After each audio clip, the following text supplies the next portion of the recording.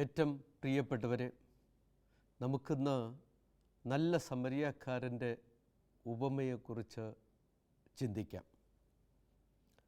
വിശുദ്ധ മാർക്കോസ് എഴുതിയ സുവിശേഷം 10-ാം അധ്യായം 25 തുടങ്ങി 37 വരെയുള്ള വാക്യങ്ങളിൽ ഈശോ നമുക്ക് പറഞ്ഞു തരുന്ന നല്ല സമരിയാക്കാരൻ്റെ ഉപമ നമുക്കേവർക്കും സുപരിചിതമാണ്.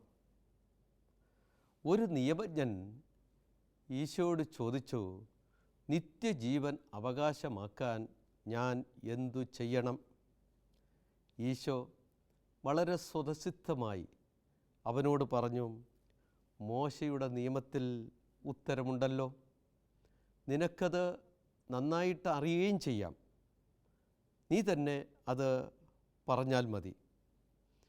അവൻ ഉത്തരം പറഞ്ഞു, നിൻ്റെ ദൈവമായ കർത്താവിന് പൂർണ്ണ ഹൃദയത്തോടും പൂർണ്ണ ആത്മാവോടും പൂർണ്ണ മനസ്സോടും പൂർണ്ണ ശക്തിയോടും കൂടെ സ്നേഹിക്കണം, നിന്നെപ്പോലെ നിൻ്റെ അയൽക്കാരനെയും സ്നേഹിക്കണം. ഈശോ പറഞ്ഞു, കൊള്ളാം, നല്ല ഉത്തരമാണ് നീ പറഞ്ഞത്, ഇതിനനുസരിച്ച് ജീവിച്ചു കൊള്ളുക. അവൻ ഈശോയോട് പറയുകയാണ്, എനിക്ക് ദൈവത്തെ സ്നേഹിക്കുന്ന കാര്യത്തിൽ നല്ല നിശ്ചയമുണ്ട്, അതേസമയം എൻ്റെ സഹോദരനെ എനിക്ക് അറിഞ്ഞുകൂടാ, എൻ്റെ അയൽക്കാരൻ ആരാണ് എന്ന് നിശ്ചയമില്ല.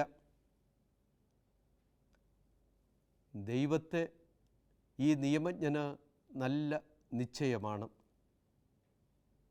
അയൽക്കാരനെക്കുറിച്ച് ഒരു ബോധ്യവുമില്ല. ഈ അവസരത്തിൽ അയൽക്കാരനെ ബോധ്യപ്പെടുത്തി കൊടുക്കേണ്ട ഉത്തരവാദിത്വം ഈശോയിൽ നിക്ഷിപ്തമാവുകയാണ്. അതിനുവേണ്ടിയാണ് ഈശോ ഈ നല്ല സമരിയാക്കാരൻ്റെ ഉപമ നിയമജ്ഞനോട് പറയുന്നത്. ഒരുവൻ്റെ യാത്രയെപ്പറ്റിയാണ് പ്രതിപാദ്യ വിഷയം. മനുഷ്യജീവിതം ഒരു യാത്രയാണല്ലോ. ദൈവത്തിൽ നിന്നും ആരംഭിച്ചിരിക്കുന്ന ഈ യാത്ര തിരിച്ച് ദൈവത്തിങ്കൽ എത്തിച്ചേരുമ്പോഴാണ് പൂർത്തിയാകുന്നത്. അതായത് മനുഷ്യജീവിതം ഒരു സ്വർഗീയ ജെറുസലേമിലേക്കുള്ള യാത്രയാണ്. സമരിയാക്കാരൻ്റെ ഉപമയിലെ യാത്ര യഥാർത്ഥത്തിൽ അപകടത്തിലേക്കുള്ള യാത്രയായിരുന്നു, ലക്ഷ്യം തെറ്റിയുള്ള യാത്ര. വിശ്വാസികളായ നമ്മുടെ കണ്ണിലൂടെ നോക്കുമ്പോൾ നല്ല യാത്ര ജെറുസലേമിലേക്കുള്ളതാണ്. ഈ യുവാവ് ജെറുസലേമിൽ നിന്ന് ജെറീക്കോയിലേക്കാണ് യാത്ര ചെയ്യുന്നത്. മുകളിലേക്ക് കയറേണ്ടതിന് പകരം താഴേക്ക് ഇറങ്ങുന്നു. പരിശുദ്ധ പിതാവ് ബെനഡിക്റ്റ് 16-ാമൻ മാർപ്പാപ്പ പറയും, ക്രൈസ്തവ ജീവിതം ഒരു യാത്രയാണ്. അത് ഒരു മലകയറ്റം പോലെയാണ്, താഴ്വരയിലൂടെയുള്ള യാത്രയല്ല. ജീവിതത്തിലെ അനിവാര്യമായ കുരിശുകളെ ചുമന്നുകൊണ്ട് മലയിലേക്കുള്ള ഒരു കയറ്റമാണ് ക്രൈസ്തവ ജീവിതം എന്ന്. ജെറുസലേമിൽ നിന്ന് ജെറീക്കോയിലേക്ക് പോകുന്ന ഈ പാത അപകടം നിറഞ്ഞതാണ്. വിജനപ്രദേശത്തിലൂടെയുള്ള യാത്ര. ഈ പാത കടന്നു പോകുന്നത് ബറാബാസിനെ പോലെയുള്ള കുപ്രസിദ്ധ കവർച്ചക്കാരുടെ താവളത്തിലൂടെയാണ്. രക്തത്തിൻ്റെ പാത എന്നും അറിയപ്പെടുന്നു. സാധാരണ ഈ വഴി ഒറ്റയ്ക്ക് ആരും യാത്ര ചെയ്യാറില്ല. ഞാൻ ഇപ്രകാരം ചിന്തിക്കുകയായിരുന്നു, മാതാപിതാക്കൾ ഒരുപക്ഷെ അവനോട് പറഞ്ഞിട്ടുണ്ടാകും, മോനെ, നീ ഇപ്പോൾ പോകണ്ട, നീ ഒറ്റയ്ക്ക് യാത്ര ചെയ്യണ്ട, കാരണം ആ വഴി അത്ര നല്ലതല്ല. അതുകൊണ്ട് ഒരുമിച്ച് പോകുന്നതാണ് ഉചിതം. അവൻ വിവാഹിതനായിരുന്നെങ്കിൽ ഒരുപക്ഷെ ഭാര്യ പറഞ്ഞിട്ടുണ്ടാകും അവനോട്, ഇപ്പം വലിയ അത്യാവശ്യമൊന്നുമില്ലല്ലോ, അതുകൊണ്ട് ഇപ്പം ധൃതി പിടിച്ച് പോകണ്ട, കൂട്ടുകാരുമൊത്ത് പോകുന്നതായിരിക്കും സുരക്ഷിതം, മറ്റൊരവസരത്തിൽ പോകാം. അവൻ്റെ കൂട്ടുകാരും അവനോട് പറഞ്ഞിട്ടുണ്ടാകും, ഒറ്റയ്ക്കുള്ള യാത്ര അപകടം പിടിച്ചതാണ്, ഇപ്പോൾ വലിയ അത്യാവശ്യമൊന്നുമില്ലല്ലോ, അതുകൊണ്ട് മാറ്റിവെക്കുന്നതായിരിക്കും നല്ലത് എന്നും. ഇവരോടൊക്കെ അവൻ മറുപടിയായി പറഞ്ഞിട്ടുണ്ടാകും, ഞാനൊന്ന് തീരുമാനിച്ചാൽ തീരുമാനിച്ചതാ, ഞാൻ എൻ്റെ ഇഷ്ടമനുസരിച്ച് ചെയ്യും, ഞാൻ പോകാൻ തീരുമാനിച്ചു, ഞാൻ പോകുന്നു, നിങ്ങളാരും അതിൽ ഇടപെടണ്ട, ഞാൻ എൻ്റെ ഇഷ്ടം പോലെ ചെയ്യും. ഒരുപക്ഷേ ഈ രീതിയും ശൈലിയുമായിരിക്കാം അപകടത്തിൽപ്പെടാൻ ഇടയായത്. നമുക്കറിയാം, പലപ്പോഴും ഇന്ന് നാം കാണുന്ന നിത്യ സംഭവങ്ങളിൽ ഇത്തരത്തിലുള്ള ചില ഘടകങ്ങൾ അടങ്ങിയിട്ടുണ്ട്. പലപ്പോഴും അപകടങ്ങളെ ക്ഷണിച്ചു വരുത്തി കുടുംബത്തെയും സമൂഹത്തെയും തീരാ ദുഃഖത്തിലാഴ്ത്തി മുങ്ങിത്താഴ്ന്നു പോകുന്ന എത്ര ജീവിതങ്ങൾ. വിവേകത്തോടുകൂടെ പ്രവർത്തിക്കാത്തതുകൊണ്ടും എടുത്തുചാട്ടത്തിൻ്റെ പേരിലും വരുത്തി വെക്കുന്ന വിനകളാണ് പലതും, പ്രത്യേകിച്ച് റോഡ് അപകടങ്ങൾ. കഥയിലെ യാത്രക്കാരനായ യഹൂദൻ കവർച്ചക്കാരുടെ കയ്യിൽ പെട്ടു. എല്ലാം നഷ്ടപ്പെട്ട് അർത്ഥപ്രാണനായി രക്തത്തിൽ കുളിച്ച് വഴിയിൽ കിടക്കുന്നു. ആ വഴി ഒരു യഹൂദ പുരോഹിതനും ലേവായനും സമരിയക്കാരനും കടന്നു വരുന്നു. പുരോഹിതനും ലേവായനും ഒരുപക്ഷെ ഇപ്രകാരം ചിന്തിച്ചിട്ടുണ്ടാകും, ഞാൻ അവൻ്റെ അടുത്ത് പോവുകയും സ്പർശിക്കുകയും ചെയ്താൽ എനിക്കെന്ത് സംഭവിക്കും? ദേവാലയത്തിൽ കയറാനോ തിരുക്കർമ്മങ്ങൾ നടത്താനോ സാധിക്കില്ലല്ലോ. സ്വന്തം താൽപ്പര്യത്തെക്കുറിച്ച് ചിന്തിച്ച് എനിക്കെന്ത് നഷ്ടം സംഭവിക്കും എന്ന് ഓർത്ത്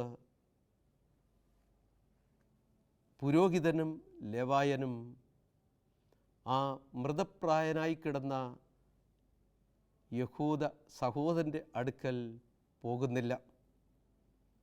അതേസമയം ഒരു സമരിയക്കാരൻ തുടർന്ന് അവിടേക്ക് വരുന്നു. ആ വ്യക്തി ഇപ്രകാരം ചിന്തിച്ചിട്ടുണ്ടാകും എന്നാണ് എനിക്ക് തോന്നുന്നത്, ഞാൻ അവൻ്റെ അടുത്ത് പോകാതിരുന്നാൽ, അവനെ സഹായിക്കാതിരുന്നാൽ അവന് എന്ത് സംഭവിക്കും? ഒരുപക്ഷെ രക്തം വാർന്നൊലിച്ചു പോയി അവൻ മരിച്ചു പോകും. അതുകൊണ്ട് ഈ സമരിയക്കാരൻ ഇപ്രകാരം പ്രവർത്തിച്ചു. ലൂക്കാ എഴുതിയ സുവിശേഷം 10-ാം അധ്യായം 34-ാം വാക്യത്തിൽ നമുക്കത് കാണാൻ സാധിക്കും. അവൻ കണ്ട് മനസ്സലിഞ്ഞ് അടുത്തു ചെന്ന് എണ്ണയും വീഞ്ഞുമൊഴിച്ച് അവൻ്റെ മുറിവുകൾ വച്ചു കെട്ടി. നമ്മയൊക്കെ ഇരുത്തി ചിന്തിപ്പിക്കുന്ന ഒരു വാചകമാണത്. ഒരു വാചകത്തിൽ 5 ക്രിയകൾ ചടുപിടാന്ന് ചെയ്യുകയാണ്. നന്മ ചെയ്യുന്ന കാര്യത്തിൽ കാണിക്കുന്ന തിടുക്കം അവിടെ പ്രത്യേകം നമ്മൾ കാണുന്നു. പരിശുദ്ധ പിതാവ് ഫ്രാൻസിസ് മാർപ്പാപ്പ ലോകത്തുള്ള യുവജനങ്ങളോട് പറയും, മക്കളെ, നിങ്ങൾക്ക് 2 കാലുകളോടൊപ്പം 2 ചിറകുകളുമുണ്ട്. നന്മ ചെയ്യാൻ കിട്ടുന്ന അവസരങ്ങളിലേക്ക് നിങ്ങൾ നടന്നു പോവുകയല്ല വേണ്ടത്, തിടുക്കത്തിൽ പറന്നെത്തണം. നിങ്ങൾ അവിടെ എത്തി അവർക്ക് അർഹമായ ഉപകാരങ്ങൾ ചെയ്ത് സഹായിക്കണം എന്ന്. ഇവിടെ ആ സമരിയാക്കാരൻ കാണിക്കുന്ന സൽമനോഭാവം ആരുടെയും ഹൃദയം കവരുന്നതാണ്, ആർക്കും മാതൃകയാക്കാവുന്നതാണ്. യഥാർത്ഥ അയൽക്കാരനെ തിരിച്ചറിയുവാനുള്ള മർമ്മം ഈശോ ഇവിടെ വെളിപ്പെടുത്തി തരികയാണ്. ദൈവത്തെ സ്നേഹിക്കാൻ ഇന്ന് പൊതുവെ എല്ലാ വിശ്വാസികൾക്കും പ്രിയമാണ്, ഇഷ്ടമാണ്, താല്പര്യമാണ്. അതിനു വേണ്ടി വരുന്ന എന്തു ത്യാഗവും എന്തു ചെലവും വഹിക്കാൻ അവന് ഇഷ്ടമേ ഉള്ളൂ. പക്ഷേ അതേ മനോഭാവത്തിൽ അർഹതപ്പെട്ട ഒരു സഹോദരന് ചെയ്യുവാൻ ഒരു വിശ്വാസിക്ക് സാധിക്കുന്നില്ല. അതുകൊണ്ടാണ് പരിശുദ്ധ പിതാവ് ഫ്രാൻസിസ് മാർപ്പാപ്പ പറയുന്നത്, കാപട്യമുള്ള വിശ്വാസികളെക്കാൾ അവിശ്വാസിയായ വ്യക്തിയാണ് കുറച്ചുകൂടെ നല്ലത് എന്ന്. വിശ്വാസികളായ നമ്മൾ ദൈവം നമ്മിൽ നിന്ന് പ്രതീക്ഷിക്കുന്ന തരത്തിലേക്ക് ഉയരണം എന്നുള്ള ചിന്തയാണ് പരിശുദ്ധ പിതാവ് അവിടെ ഉയർത്തുന്നത്.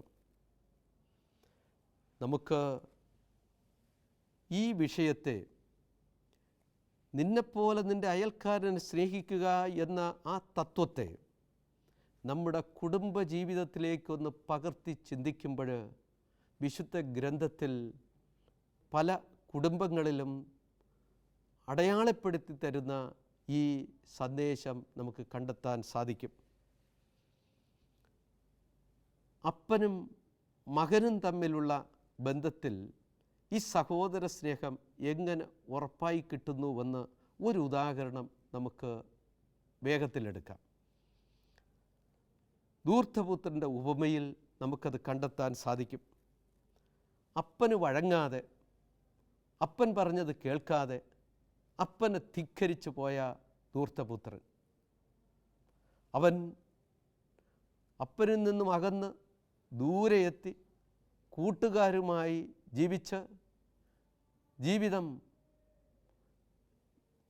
തകർന്ന് അവൻ എല്ലാവിധത്തിലും നശിച്ച് അവസാനം ജീവച്ഛവമായി ഒന്നുമില്ലാത്തവനും ഒന്നും അല്ലാത്തവനുമായ അവസ്ഥയിൽ അവൻ ചിന്തിക്കുകയാണ്, ഞാൻ എൻ്റെ വീട്ടിലേക്ക് പോകും, തീർച്ചയായും എൻ്റെ അപ്പൻ സ്വീകരിക്കും, എൻ്റെ തെറ്റുകളെല്ലാം ഞാൻ അപ്പനോട് ഏറ്റുപറയും, ഒരു നല്ല മകനായി അപ്പനോടൊപ്പം ഞാൻ ജീവിക്കും. ലൂക്കാ എഴുതിയ സുവിശേഷം 15-ാം അധ്യായം 20-ാം വാക്യത്തിൽ അവൻ വീട്ടിലേക്ക് വരുന്ന ആ മകനെ അപ്പൻ എങ്ങനെയാണ് സ്വീകരിക്കുന്നത് എന്ന് രേഖപ്പെടുത്തിയിരിക്കുന്നു. ദൂരെ വച്ച് തന്നെ പിതാവ് അവനെ കണ്ടു. അവൻ മനസ്സലിഞ്ഞ് ഓടിച്ചെന്ന് അവനെ കെട്ടിപ്പിടിച്ച് ചുംബിച്ചു. അപ്പനെ ധിക്കരിച്ച് പോയതാണ്. അപ്പൻ്റെ എല്ലാ ഉപദേശങ്ങളും സ്നേഹവാത്സല്യങ്ങളും തൃണവൽഗണിച്ചുകൊണ്ട് അപ്പനെ ഒരു പരിഹാസപാത്രമാക്കി അവൻ വീട് വിട്ടിറങ്ങി. ബന്ധുക്കളുടെയും നാട്ടുകാരുടെയും മുമ്പിൽ അപ്പനെ എളിപ്യനാക്കി. അവൻ എല്ലാം നശിച്ച് എല്ലാവിധത്തിലും തകർന്ന് തരിപ്പണമായി തോറ്റു തുന്നമ്പാടി അവൻ വീട്ടിലേക്ക് വരുമ്പോൾ അപ്പൻ കാണിക്കുന്ന മനോഭാവം യഥാർത്ഥത്തിൽ ഈശോ നല്ല സമരിയാക്കാരൻ്റെ ഉപമയിൽ നമുക്ക് കാണിച്ചു തരുന്ന ഒരു അയൽക്കാരൻ ആരാണ് എന്ന ചോദ്യത്തിനുള്ള ഉത്തരം ഇവിടെ തരികയാണ്. നിന്റെ അയൽക്കാരൻ ആര്? അവൻ്റെ ആവശ്യത്തിൽ കൂടെ നിൽക്കുന്നവനാണ് അയൽക്കാരൻ. മകന് ജന്മം നൽകി എന്നതിൻ്റെ പേരിൽ മാത്രം അപ്പനാകുന്നില്ല. അപ്പൻ മകനെ വാത്സല്യത്തോടുകൂടെ അവനെ ആയിരിക്കുന്ന അവസ്ഥയിൽ സ്വീകരിക്കുമ്പോഴാണ് യഥാർത്ഥത്തിൽ നല്ല അപ്പനായി മാറുന്നത്. വീണ്ടും സഹോദരങ്ങൾ തമ്മിൽ ഒരു കുടുംബത്തിൽ എങ്ങനെയാണ് നിന്നെപ്പോലെ തന്നെ നിൻ്റെ അയൽക്കാരനെ സ്നേഹിക്കുന്ന ഒരു അവസ്ഥയിൽ എത്തുന്നത് എന്ന് നമുക്ക് പഴയ നിയമത്തിലെ യാക്കോബിൻ്റെയും യാസാവിൻ്റെയും ജീവിതത്തിൽ കാണാനായിട്ട് സാധിക്കും. ഇസഹാക്കിൻ്റെ റെബേക്കയുടെയും മക്കളായ യാക്കോബും ഏസാവും. യാക്കോബ് ജ്യേഷ്ഠനായ ഏസാവിന് പായസം നൽകി കടിഞ്ഞൂൽ സ്ഥാനം വസൂലാക്കി. സ്വാദിഷ്ടമായ ഭക്ഷണം അപ്പന് കൊടുത്ത് ജ്യേഷ്ഠന് കിട്ടേണ്ട അനുഗ്രഹം തട്ടിപ്പറിച്ച് വാങ്ങിച്ചു. ഈ രണ്ട് സംഭവങ്ങളും ജ്യേഷ്ഠനായ ഏസാവിന് ഹൃദയവേദന ഉളവാക്കി. അതുകൊണ്ട് തന്നെ അനുജനായ യാക്കോബിനോട് വിരോധവും ദേഷ്യവും തോന്നി. അവനെ വധിക്കണം എന്ന് തീരുമാനിച്ചു. ഇത് മനസ്സിലാക്കിയ അമ്മ യാക്കോബിനോട് പറഞ്ഞു, നീ എൻ്റെ സഹോദരൻ ലാമാൻ്റെ അടുക്കൽ പോയി താമസിക്കുക. ജ്യേഷ്ഠൻ്റെ ദേഷ്യമെല്ലാം മാറിക്കഴിഞ്ഞിട്ട് നീ തിരിച്ച് ഇവിടേക്ക് വന്നാൽ മതി. യാക്കോബ് ലാമാൻ്റെ അടുക്കൽ പോയി അവിടെ താമസിക്കുന്നു. അവിടെയും പരാജയപ്പെട്ട് വർഷങ്ങളോളം ജീവിച്ചു. തെറ്റിദ്ധാരണകൾക്ക് അദ്ദേഹം വിധേയനായി. അവസാനം സ്വന്തം നാട്ടിലേക്ക്, തറവാട്ടിലേക്ക് തിരികെ വരുവാൻ തീരുമാനിക്കുന്നു. അങ്ങനെ അദ്ദേഹം തിരിച്ചു വരുമ്പോൾ ജ്യേഷ്ഠൻ ഏസാവ് അനുജനെ സ്വീകരിക്കുന്ന രംഗം ഉൽപ്പത്തി പുസ്തകത്തിൽ രേഖപ്പെടുത്തിയിരിക്കുന്നു. ഉൽപ്പത്തി പുസ്തകം 33 അധ്യായം 4 വാക്യം. ഏസാവാകട്ടെ ഓടിച്ചെന്ന് അവനെ കെട്ടിപ്പിടിച്ച് ചുംബിച്ചു, ഇരുവരും കരഞ്ഞു. ഈ വാചകത്തിൽ എല്ലാം അടങ്ങിയിട്ടുണ്ട്. സഹോദര സ്നേഹത്തിൻ്റെ എല്ലാ മൂല്യങ്ങളും അവിടെ കാണാൻ സാധിക്കും. നിന്നെപ്പോലെ നിൻ്റെ അയൽക്കാരനെ സ്നേഹിക്കുക എന്ന യേശുവിൻ്റെ തത്വം മുൻ ആസ്വാദനമെന്ന രീതിയിൽ നമുക്കവിടെ കണ്ടെത്താൻ സാധിക്കും. കാരണം ജ്യേഷ്ഠനെ സംബന്ധിച്ച് ഈ അനുജൻ വളരെയേറെ വേദനിപ്പിച്ചു. ഉള്ള അവകാശങ്ങളെല്ലാം അവൻ തട്ടിപ്പറിച്ച് വാങ്ങിച്ചു. എന്നിട്ടും അനുജൻ തറവാട്ടിലേക്ക് വന്നപ്പോൾ ഈ ജ്യേഷ്ഠൻ എല്ലാം മറന്ന് തന്നെപ്പോലെ പ്രാണന് തുല്യം അനുജനെ സ്വീകരിക്കുന്നു. മറ്റൊരു ചിത്രം നമുക്ക് റൂത്തിൻ്റെ പുസ്തകത്തിൽ കാണാൻ സാധിക്കും. അമ്മായിയായ നവോമിയും മരുമകളായ റൂത്തും തമ്മിലുള്ള സ്നേഹം സഹോദര സ്നേഹത്തിന് തുല്യമായി നമുക്ക് കാണാൻ സാധിക്കും. ഈ അമ്മായിയമ്മ ചെറുപ്പത്തിൽ തന്നെ വിവാഹം കഴിഞ്ഞ് 2 മക്കൾക്ക് ജന്മം നൽകി. അധിക താമസിക്കാതെ ഭർത്താവ് മരിക്കുന്നു. ഈ 2 മക്കളും വളർന്നു വന്നു. 2 മക്കളും വിവാഹിതരായി. അധിക കാലം കഴിയുന്നതിന് മുമ്പ് 2 മക്കളും മരണപ്പെട്ടു. ആ വീട്ടിൽ ശേഷിച്ചത് അമ്മയും 2 മരുമക്കളും. ഈ അമ്മായിയമ്മ മരുമക്കളോട് പറയുകയാണ്, മരിച്ചവരോടും എന്നോടും നിങ്ങൾ കരുണ കാണിച്ചു. കർത്താവ് നിങ്ങളോട് കരുണ കാണിക്കട്ടെ. വീണ്ടും വിവാഹം ചെയ്ത് കുടുംബജീവിതം നയിക്കാൻ കർത്താവ് നിങ്ങളെ അനുഗ്രഹിക്കട്ടെ. അവൾ അവരെ ചുംബിച്ച് അവർ പൊട്ടിക്കരഞ്ഞു. ഒരമ്മായിയമ്മയുടെ വിശാലമായ മനസ്ഥിതി. താൻ വയസ്സായി, തന്നോടൊപ്പം ഈ മരുമക്കൾ കഴിഞ്ഞാൽ അവരുടെ ഭാവി നഷ്ടപ്പെടും. അവർ യുവത്വത്തിലാണ്, അവർക്കധികം പ്രായമായിട്ടില്ല, അവർക്കൊരു ജീവിതം ഉള്ളതാണ്. അതുകൊണ്ട് തന്നെ അവർ പുനർവിവാഹം കഴിച്ച് സന്തോഷത്തോടെ കഴിയട്ടെ എന്ന് ആശിക്കുന്ന ഒരു അമ്മായിയമ്മ. യഥാർത്ഥത്തിൽ തന്നെപ്പോലെ തന്നെ സ്നേഹിക്കുന്ന ഒരു മനോഭാവം നമുക്കിവിടെ കാണാൻ സാധിക്കും. വീണ്ടും രണ്ട് സ്നേഹിതന്മാർ തമ്മിലുള്ള സ്നേഹത്തെ എടുത്തു കാണിക്കാൻ സാധിക്കുന്നത് ദാവീദും ജോനാത്തനും തമ്മിലുള്ള സ്നേഹം. ഇന്നും നമുക്ക് കൂട്ടുകാർക്ക് അവരുടെ സ്നേഹത്തെ മാതൃകയാക്കാവുന്നതാണ്.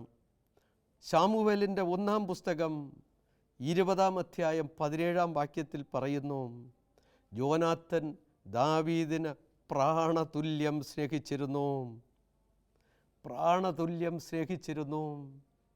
ആ വാചകത്തിൽ നിന്നെപ്പോലെ നിൻ്റെ അയൽക്കാരനെ സ്നേഹിക്കുക എന്ന യേശു ഉയർത്തുന്ന ആ സ്നേഹം അവിടെ നമുക്ക് കണ്ടെത്താൻ സാധിക്കും.